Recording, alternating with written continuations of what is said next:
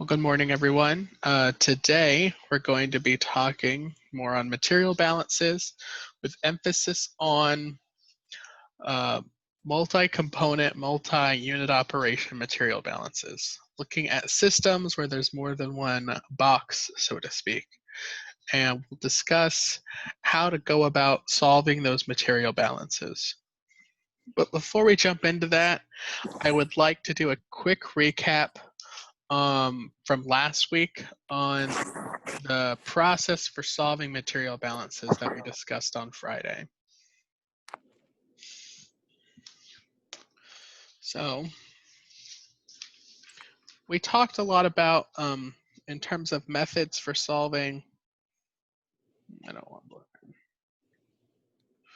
methods for solving material balances.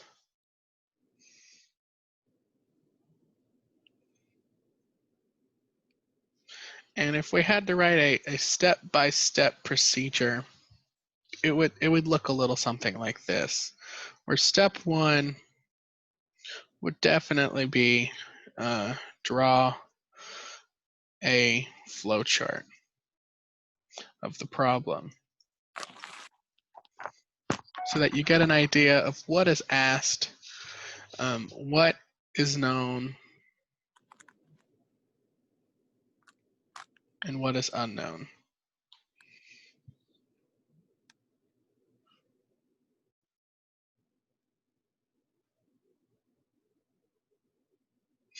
And step two would be to perform the degree of freedom analysis.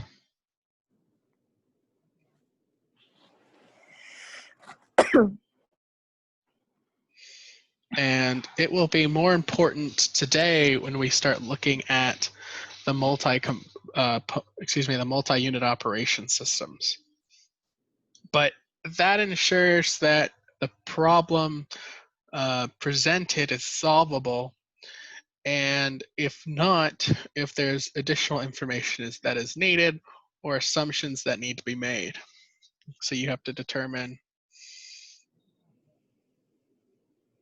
if your degree of freedom is equal to 0, and if not, do you need an assumption?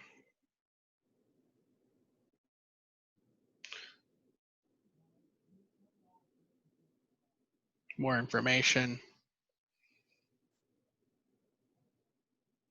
Or as we talked about, or a basis for calculations?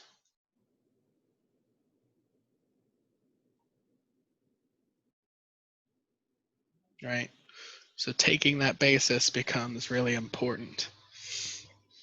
Then, once that is done, then let's see, we're on step 3. I would kind of reiterate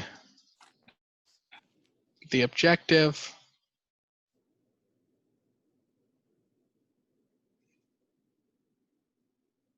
Step 4 would then be to set up your calculations.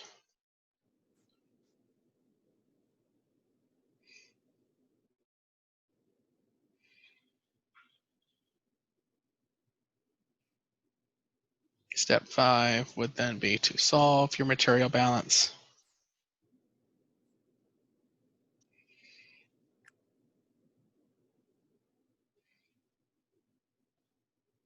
And then step 6 always is answer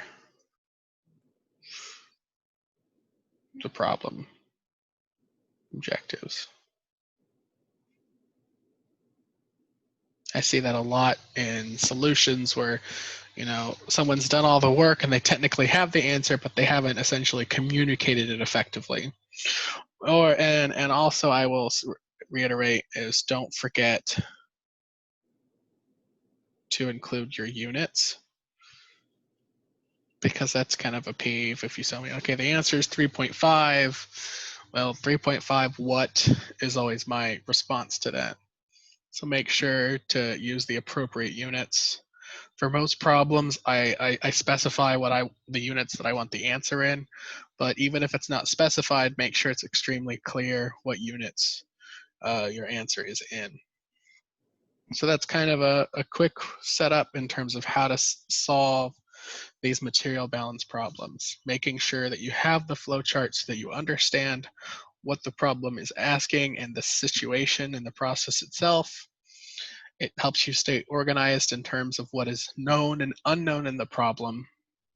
Then once you have all that information, you can do a degree of freedom analysis, figure out if you need to take a basis or not, or if you need more information. Then you can, once again, reiterate those problem objectives just to know what you're looking for, set up your calculations, do them, and answer the problem. Are there any questions on that before we kind of move forward a little bit? Or any questions on material thus far?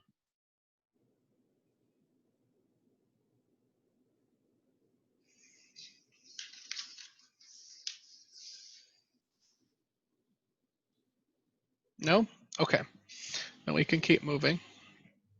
And we'll talk about material balances on multiple processes.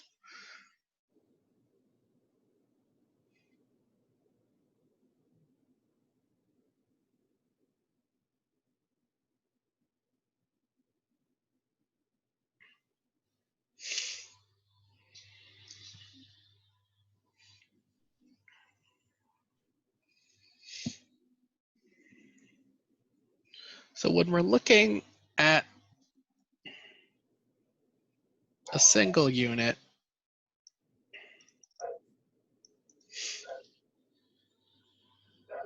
we can use our generalized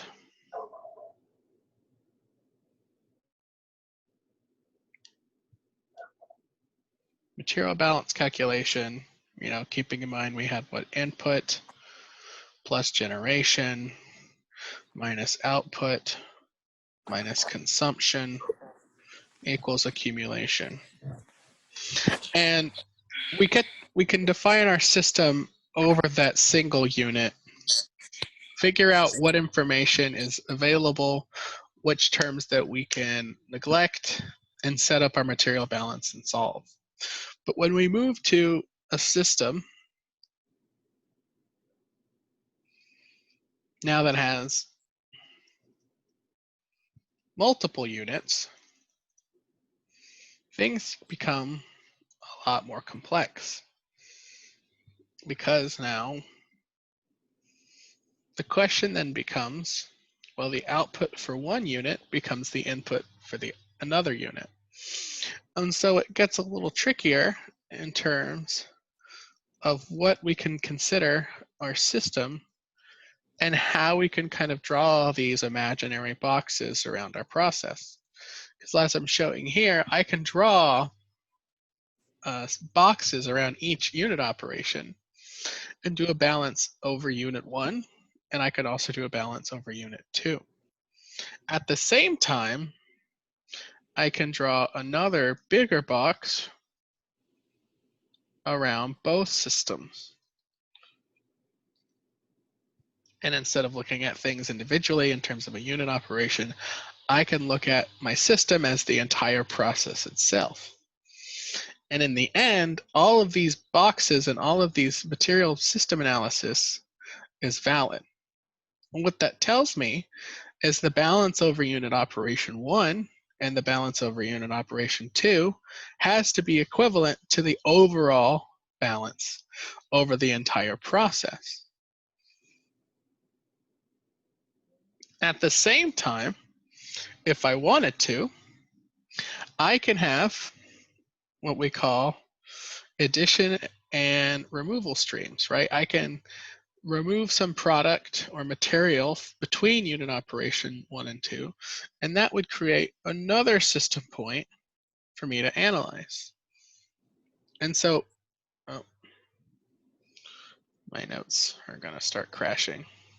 System's a little too warm. Let's see if I can bring us back.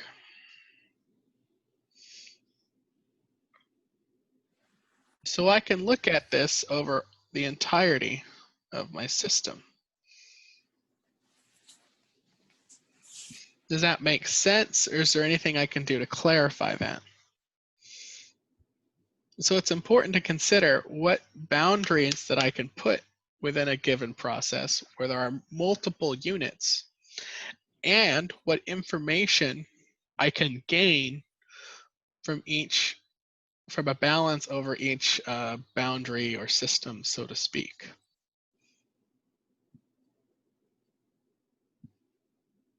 So let's take a look at an example to see if I can further illustrate this point. So from the PowerPoint I released, let's look at the first example. It's taken from Felder and Rousseau. It's example 44-1 on page 105, if those of you have the book with you. And it's a system, and I'll draw it.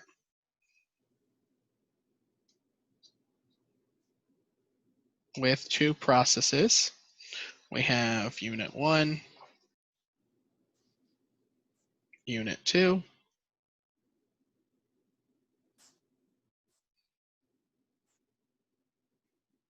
and another stream that's adding material between units 1 and 2. As well as I have two output streams one off of unit 1, another off of unit 2. My feed stream is 100 kilograms per hour of 0.5 A kilograms A per kilogram. Here, I'll try to clean up my handwriting. Bear with me.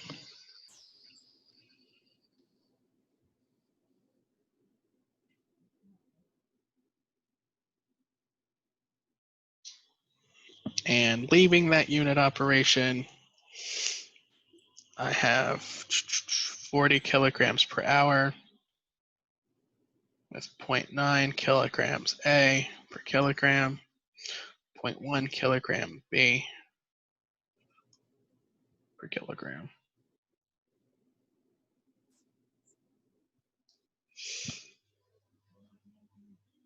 30 kilograms coming in. Here, 0.3 kilograms A per kilogram, 0.7 kilograms B per kilogram.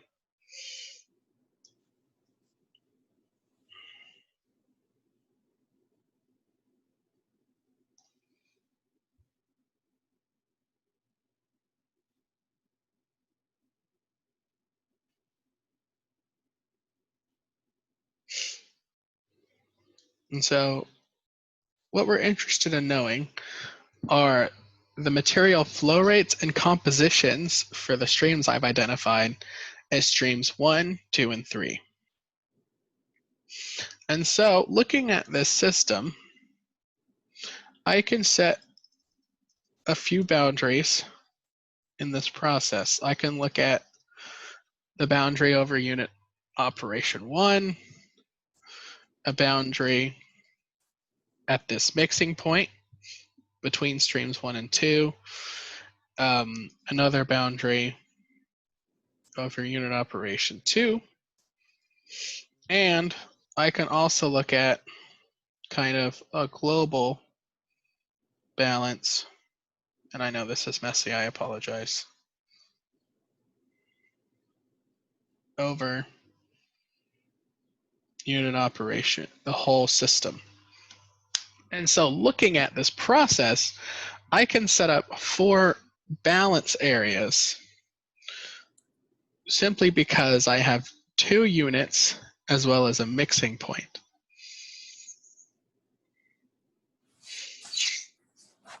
And so the question then becomes, well, how do I want to do this? Fortunately for this problem, there's a lot of information that's known. And so the simplest way to look at this would be to start from unit operation 1 and move through the process, solving for all the unknowns as we go. Primarily because if we were to do a degree of freedom analysis, we would find that the only system where the degree of freedom analysis is 0 would be over the unit 1 boundary.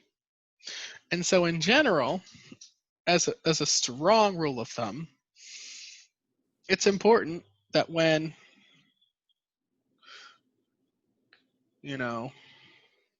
I'll say when solving material balances,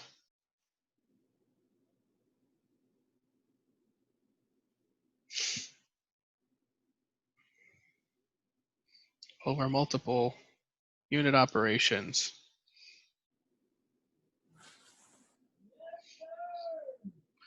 begin over a boundary where your degree of freedom is 0. And what that means is we can perform a degree of freedom analysis over each of these boundaries. And it's not going to help us if our degree of freedom is greater than 1, meaning it's not going to be solvable. So you want to start where everything is fully specified. And you'll find over these systems is that you're probably going to have 1, maybe 2 areas where everything's fully specified. And then as you do those calculations, you'll gain more information to solve the rest of the process. And so when you're looking at these processes and you're not sure where to start, do a degree of freedom analysis over every boundary. Figure out where your degree of freedom is 0, where it's 1, where it's 2, and that'll kind of tell you the sequence of how to solve these problems.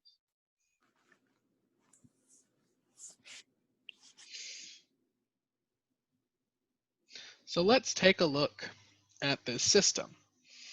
Now, everything's fully specified over unit operation 1, such that I can solve for the flow rate and composition of stream 1. Getting some feedback somewhere. You guys, someone have a question? No, okay. It might just be my headset then. So looking at my system over unit 1, let me redraw it, which is always a good idea. I have 100 kilograms per hour here, 40 kilograms per hour here, 0.5 A, 0.5 B, 0.9 A, 0.1 B. That's just the mass fractions. And so the question then becomes, well, what is my stream flow rate and composition for stream 1? Well, looking at my overall balance, I have 1 input and 2 outputs, meaning I have 100 kilograms per hour minus 40 kilograms per hour minus stream 1 equals 0. So if I set that up and solve my stream 1 flow rate, or I can actually clean this up and use some more appropriate terminology. V dot 1, therefore, actually that's a mass flow rate. I apologize. M dot 1. So my mass flow rate for stream 1 is 60 kilograms per hour.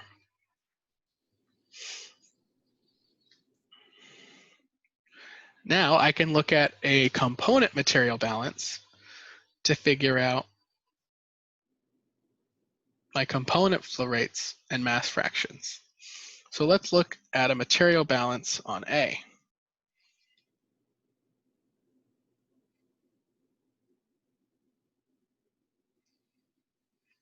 And I have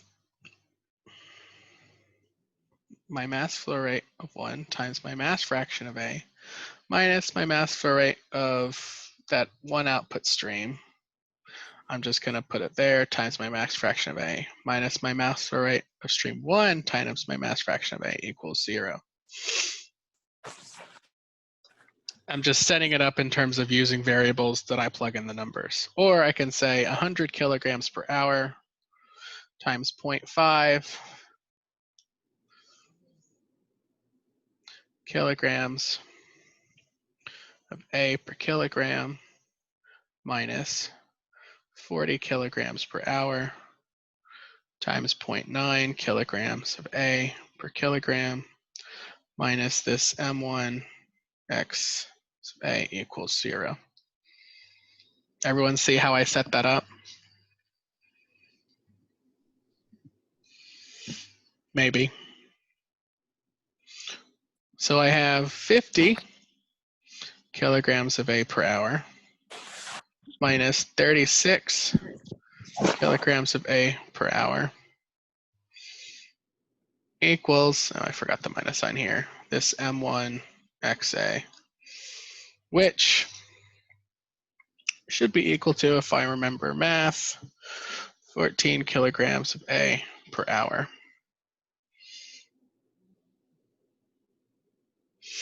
Which is just mass flow rate of A. All right, so that tells me I can go back if I want and say now this is 60 kilograms per hour. And I have 14 kilograms of A per hour. And if I wanted to solve for that mass fraction of A, well, mass fraction of A is just this 14 kilograms of A per hour over the total flow rate that we found, which was 60 kilograms per hour, which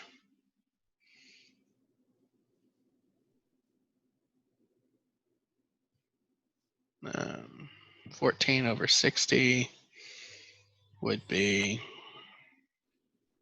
2.333 or 0.2333. 0.23 kilograms of A per kilogram, right? So I can, go back up here and just say it's 0.23 kilograms of A per kilogram. So now I can solve for my B flow rate and molar composition. Now I can do it one of two ways.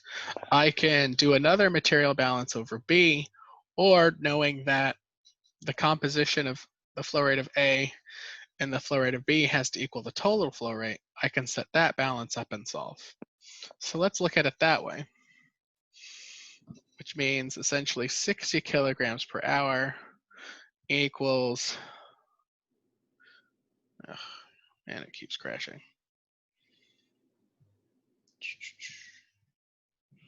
Hold on, bear with me, guys.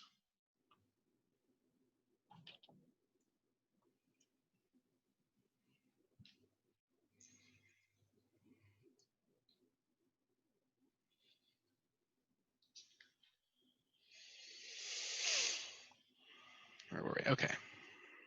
Let me see if it deleted anything. It didn't. Okay.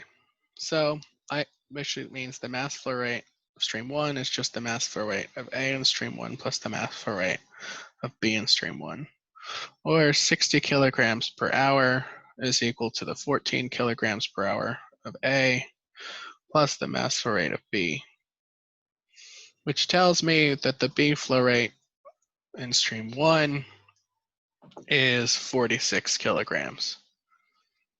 And to find that mass fraction of B, I'm looking at 46 kilograms of B per hour over that total flow rate of 60. So what is 46 over 60? 0.76. 0.76 kilograms B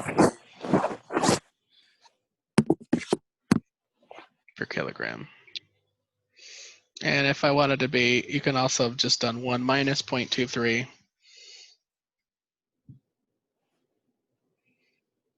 There are multiple ways to do this.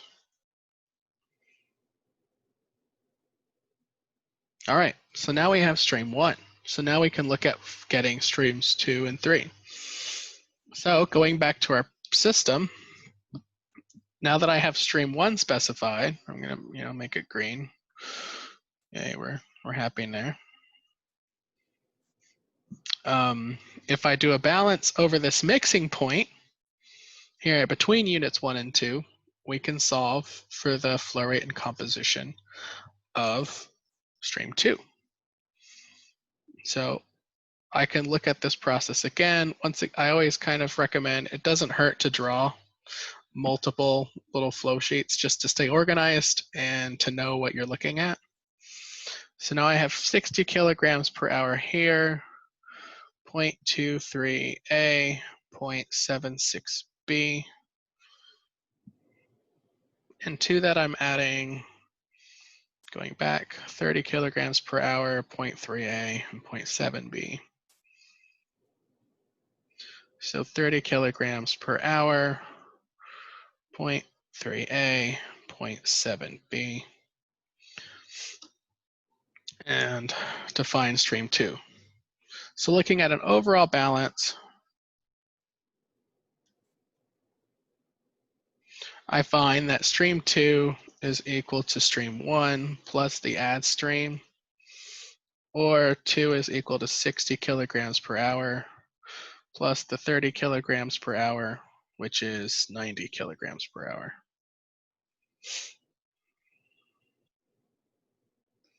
Looking at a balance on A,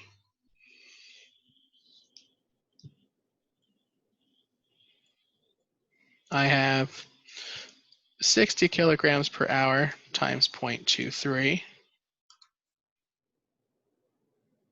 plus 30 kilograms per hour times 0.3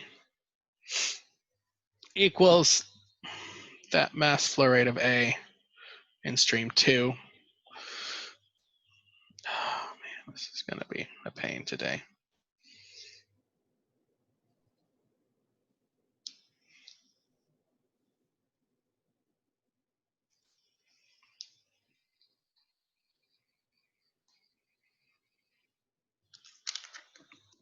Oh, hold on, guys.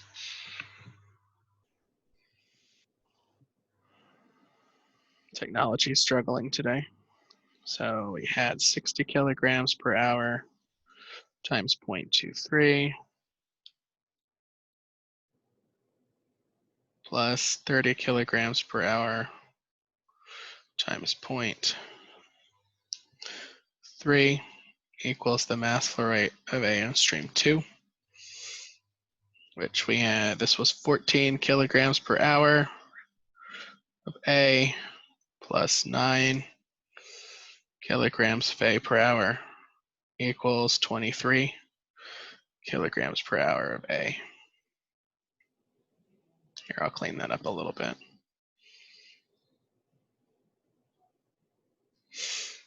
Everyone following along okay? Or am I going too fast? If I'm going too fast, feel free to let me know. I'm sorry, my system keeps crashing for some odd reason. My computer's just a little warm when it runs and it streams and it records. All right, so my flow rate of A is 23 kilograms per A.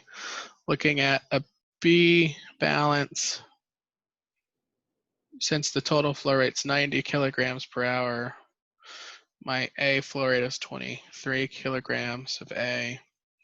Therefore, my B flow rate has to be the rest, or 67 kilograms.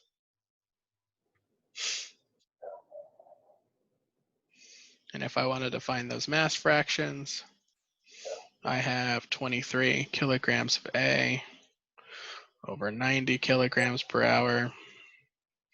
And my mass fraction of B is 67 over 90. And the hours cancel. So what do we get there?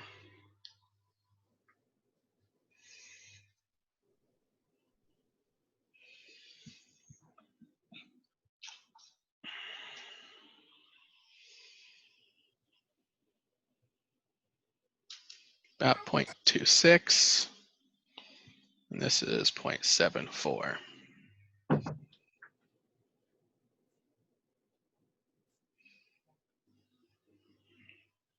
So I can go back to my system and say now I've got B figured out, or just excuse me, stream 2 figured out.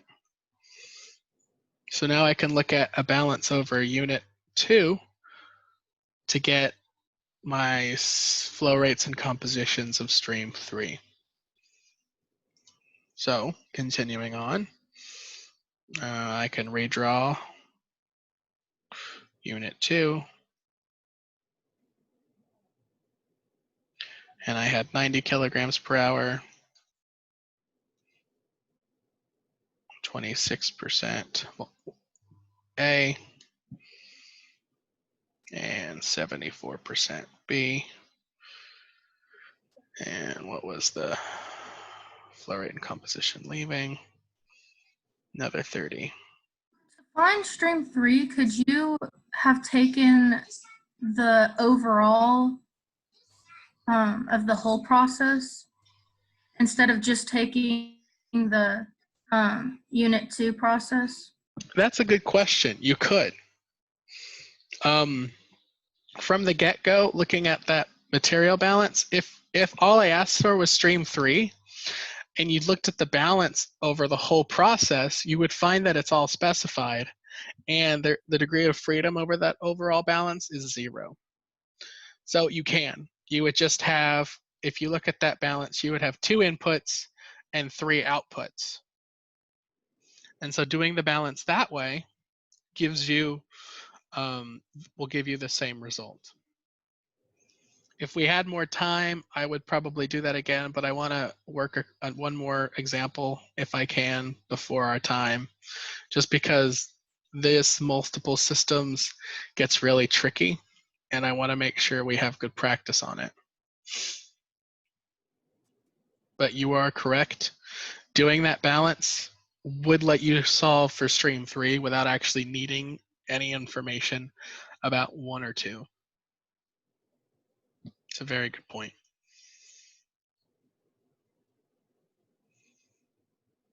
All right, so this was 30 kilograms per hour.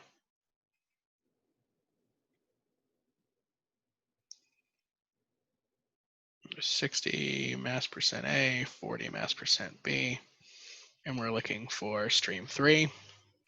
We can see, looking at that overall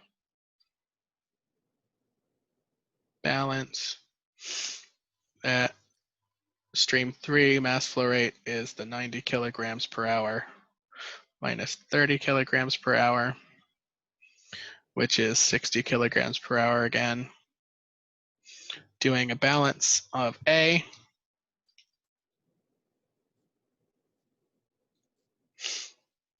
we see that we have a 90 kilograms per hour times 0.26 kilograms A per kilogram minus the 30 kilograms per hour times the 0.6 kilograms of A per kilogram equals that mass flow rate of A in stream 3.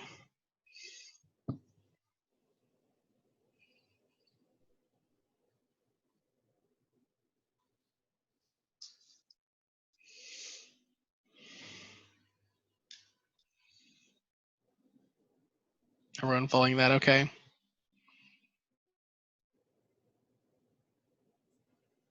So we got the 23 kilograms per hour of A minus 0.6 times the 30, which is 18 kilograms of A per hour, which should come out to be 5 kilograms of A per hour, which tells us by the overall balance on B, we have 60 kilograms per hour minus the 5 kilograms of A per hour equals the mass flow rate of B in stream 3, which is 55 kilograms per hour.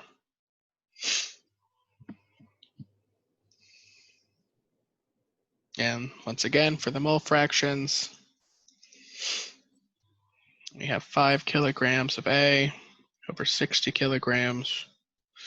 And for B, we have 55 kilograms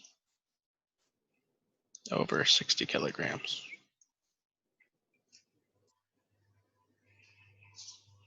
It should be about 0.083. And then the other should be 0.9 something.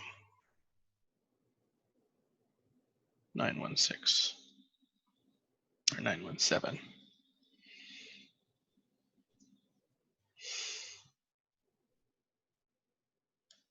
I'll be consistent with my units.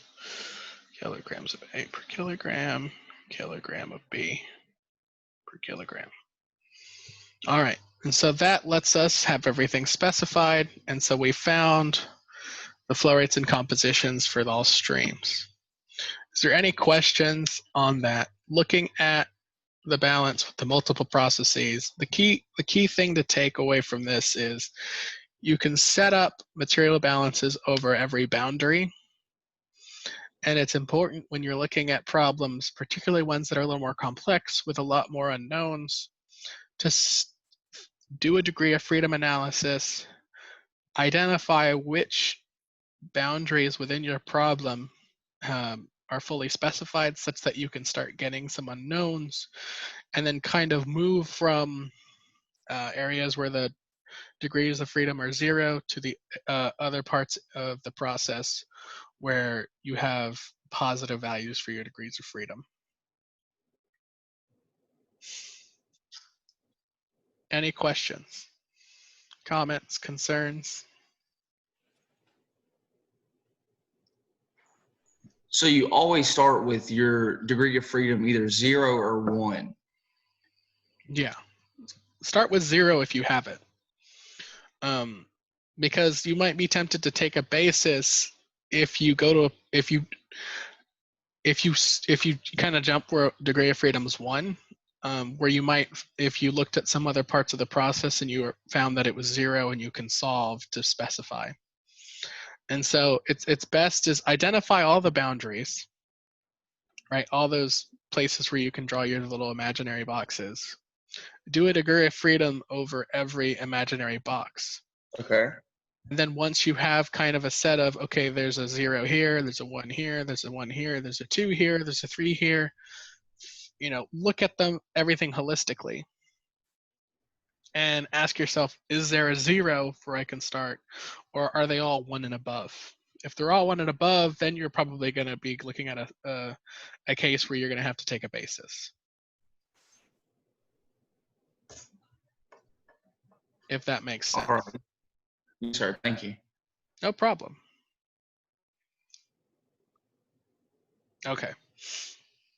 All right, we still got about 20 minutes.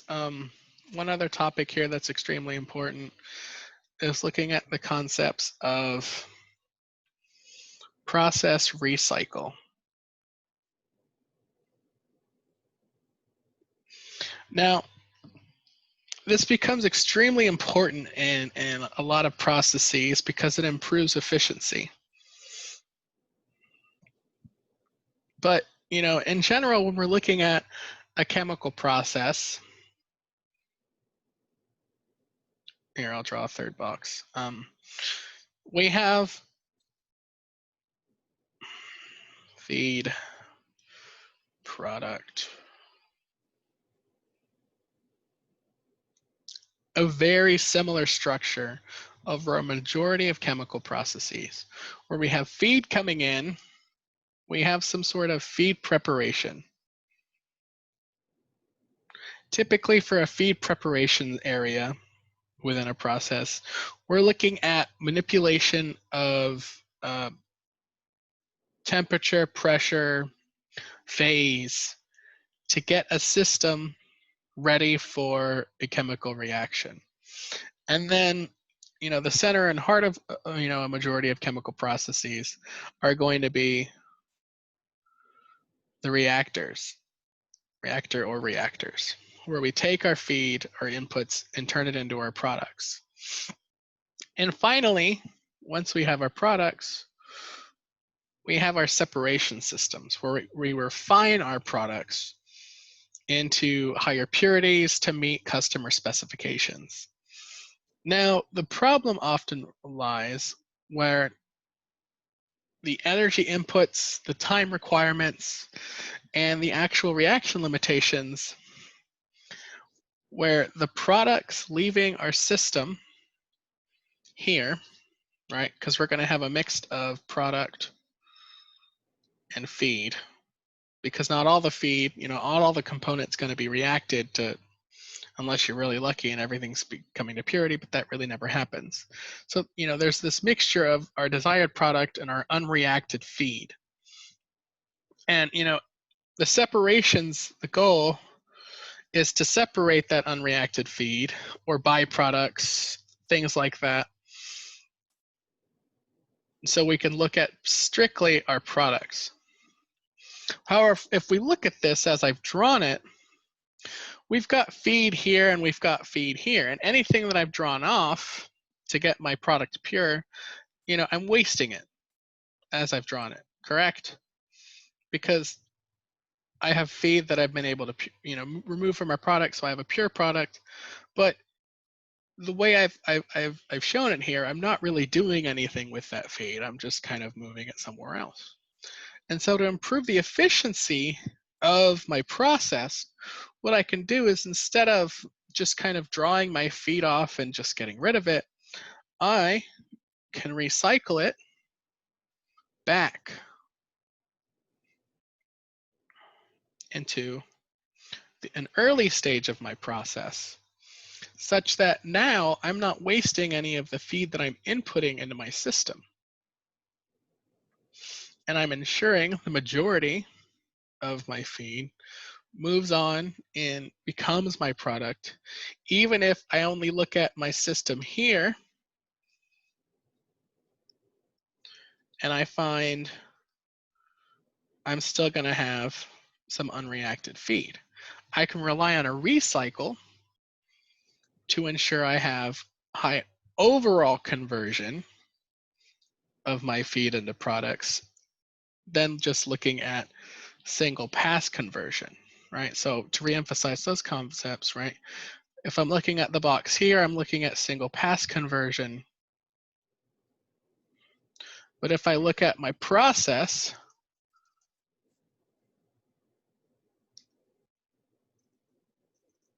now I'm considering my overall conversion.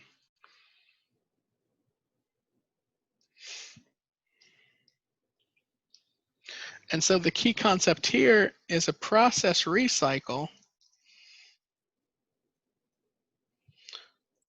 allows us to return unreacted feed material back into our process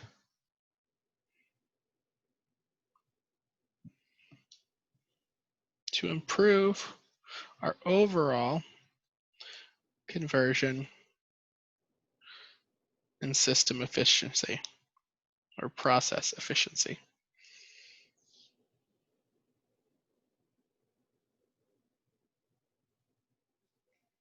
Now, as you can imagine, this makes our material balance somewhat tricky, because now I have a stream that is an output to one box here, but as an input to another balance here.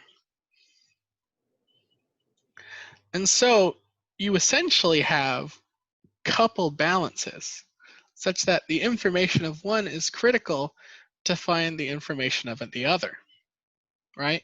And so if you kind of start looking at and doing the material balance like we did in the previous example, you're going to find it's going to be extremely difficult, because you're going to say, well, I don't know what my recycle flow rate needs to be, because I have to go all the way to that separations area to figure out what it needs to be.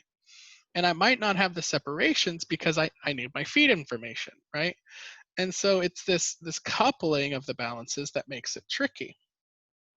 And so there's a couple things that you can do. One step, as I said, is, to perform the degree of freedom analysis over all boundaries, and then begin computations where this degree of freedom is 0. I already said that, right? If no degree of freedom exists, you can just take your basis, and if the basis is insufficient,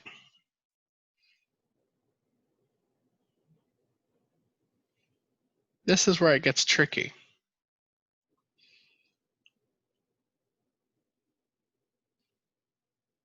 You may have to make an assumption. Meaning, going back to this process I've drawn, is, okay, I don't know what that recycle is, but I can make an assumption. Meaning, I'm going to pick a flow rate, I'm going to pick a composition, and I'm going to set up my calculations, assuming that flow rate value and a composition. Then you can then start looking at doing your calculations, and what's going to happen is you're going to make an assumption here, right? I'm going to start running out of colors, right? So assume your mass flow rate of your recycle. And then over here, once you know, at a certain point, you're going to calculate the output such that what your recycle is going to be, right? So you're going to calculate a mass flow rate of your recycle here. And what you're going to find more often than not is that your assumed recycle value is going to be different than your calculated recycle value in composition. So what does that mean? Well, one, it means your assumption was wrong. But two, in doing so, you've set up calculations such that you can make a new assumption. And so what we find is this oftentimes can become an iterative process, meaning you're going to have to make the assumption, do the calculations, figure out if your assumption was valid, and if not, you have to make a new assumption. And so these are the types of problems where I strongly recommend the use of an Excel system such that you can set up the equations and then have Excel, once you've kind of done that first round of calculations, you can have Excel do the assumptions, the guessing and checking. And what you can do is what's called, excuse me, it's called a least squares minimization, where you can calculate your error, meaning it's your recycle values that are assumed minus the recycle values that are calculated. You square that value, you square your error, and then you minimize. And so what you do is you set up a cell within Excel that calculates the difference between your assumed values and the calculated values. You square it, and then you tell Excel, I want to minimize that square. What that allows you to do is if a value is too high or too low, the square makes everything positive. And so you're not confusing Excel changing signs between the guesses. And Excel's pretty good at this. Look up solver and solver tutorials if you have trouble with that. But if you want, I can pull up Excel briefly and kind of show you where that will be.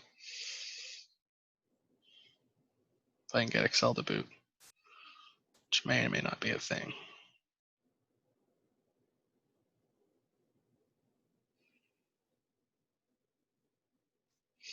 All right.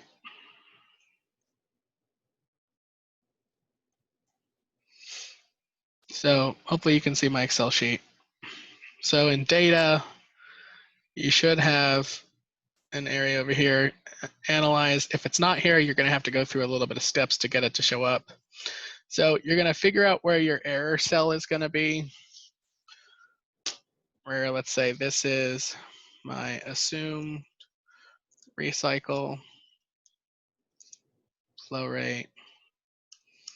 If this was my calculated recycle flow rate.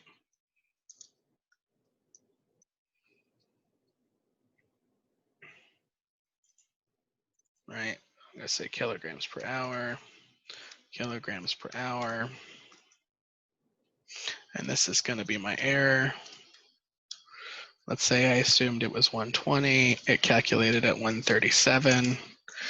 The square of that error, and I know this is really crude, but I'm just kind of showing you, right? So the square is pretty large, and it really highlights any error. Then you would tell Excel to minimize that variable, minimize. This would, your objective would be the error, and you would probably change on any assumed cells that you have, such that it would continually be making new assumptions. It would run through your material balance calculations, find the calculated recycle rate, set the error. Once it finds the error, it knows whether to guess higher or lower, and the computer does all the guessing and checking for you. So it's important to stay organized. I really emphasize, stress Excel for doing these kinds of things because they get pretty complex pretty quickly. And so it's a good way of, once you've got it set up, you can just tell Excel, do the hard part for me. And then once it gives you value, you will want to go and check it. Do some hand calculations. Don't just accept whatever Excel is an end all be all. Make sure you do a little bit of due diligence on that. All right.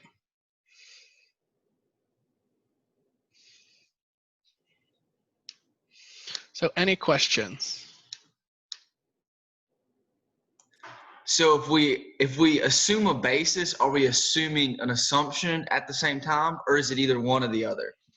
It's probably going to be one or the other, though it really depends primarily on what the problem is asking. I've seen instances where you've had to make multiple assumptions, but moving beyond one assumption for these types of problems becomes extremely difficult. And so I would say, if you're faced with that situation, reach out to me. Come talk to me in office hours, send me an email, and I can kind of tell you whether, okay, yeah, you're on the right track, that's where you're going to have to do, or, okay, let's take a look, make sure you're not missing anything. That's where that degree of freedom analysis becomes important, to make sure something's not being overlooked. All right. So, Thanks. no problem. Any other questions?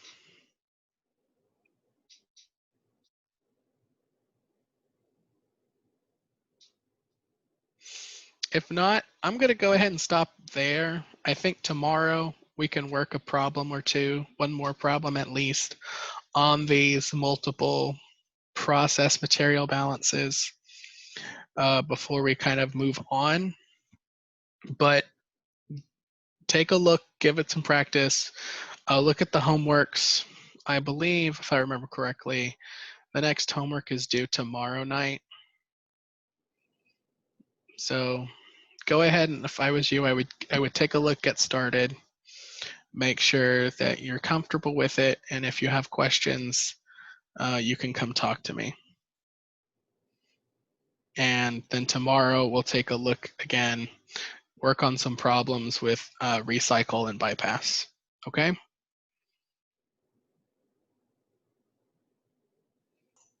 All right. Take care, guys. Have a great rest of your day. Office hours will be from 2 to 4 today. So come with questions and I'll be around. I'll send a link right before, but if not, have a great day, guys. Have a great day.